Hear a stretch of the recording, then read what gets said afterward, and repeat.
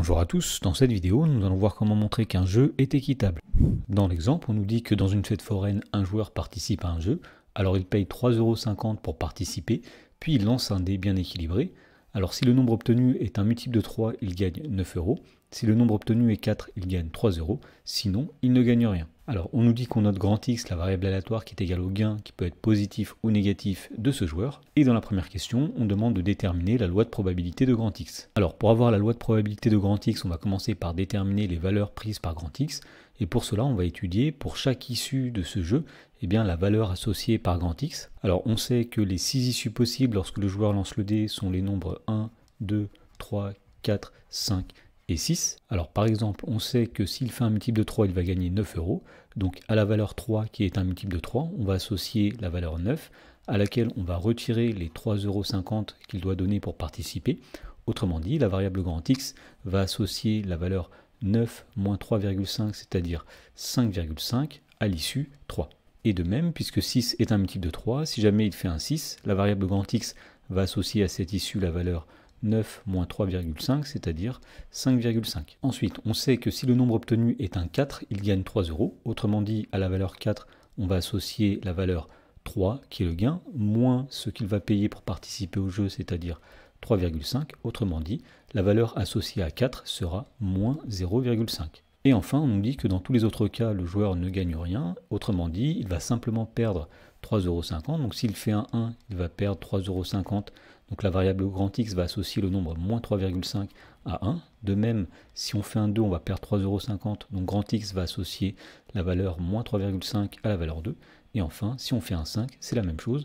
Grand X va associer la valeur moins 3,5. Et donc finalement, on voit que les valeurs prises par la variable grand X sont soit moins 3,5, soit moins 0,5, ou bien 5,5. Alors maintenant qu'on a les valeurs possibles de la variable grand X, on va pouvoir établir la loi de probabilité de grand X sous la forme d'un tableau. Dans la première ligne de ce tableau, nous allons mettre les valeurs possibles de la variable grand X, qu'on va noter xi, à savoir moins 3,5, moins 0,5 et 5,5. Et dans la deuxième ligne, nous allons mettre la probabilité que grand X prenne chacune de ces valeurs, c'est-à-dire P de grand X égale xi. Alors tout d'abord, la probabilité que grand X soit égal à moins 3,5 va être trouvée en regardant toutes les issues pour lesquelles grand X vaut moins 3,5.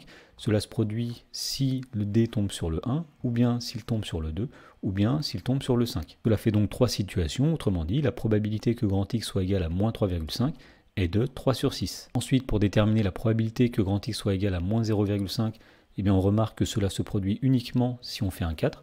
Autrement dit, la probabilité que x soit égal à moins 0,5 est de 1/6. Et enfin, la probabilité que grand X soit égal à 5,5 correspond aux situations où le dé tombe sur un 6 ou bien s'il tombe sur 3. Autrement dit, la probabilité que grand X soit égal à 5,5 est de 2/6. Dans la question numéro 2, on demande de montrer que ce jeu est équitable. Et donc pour faire ça, on va commencer par rappeler ce qu'est un jeu équitable. Tout simplement, on dit qu'un jeu est équitable si l'espérance du gain est égale à 0. Donc pour montrer que le jeu est équitable dans l'exemple, on va commencer par calculer l'espérance de grand X, c'est-à-dire l'espérance du gain.